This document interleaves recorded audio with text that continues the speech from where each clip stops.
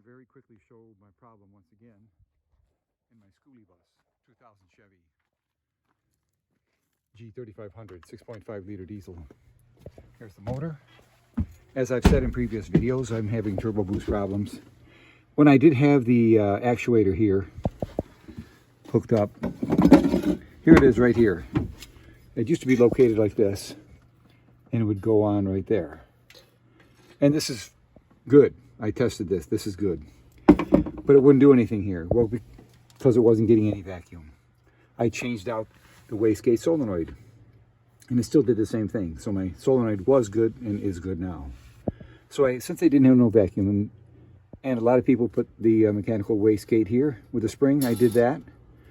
And of course I'm having problems. It's not working. When I go up hills, this thing only goes about like here. And there's no power at all. So I hooked up the turbo boost gauge behind here. Here's the gauge, and when I go down the road, go up hills, it just stays right at 0. It doesn't do anything. And when I look down here, as I'm driving up a hill or stepping on the gas all the way, this deal here, it only moves to about there. And I tested it also without this, and it would be in this position the whole way.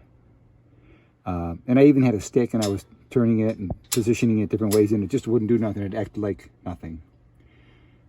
Again, when I test it now with the gauge up, it's measuring 0. One last thing I'd like to mention. I found my vacuum problem here. I'm thinking about hooking it all back up, even though most people use this. But since if it all works, I'm thinking about hooking it all back up because I found the vacuum leak. I pulled it out from up front, and what I pulled out was this right here. And this was a section that was up front going to the wastegate solenoid. And you can see the crack right, I'll try to get it.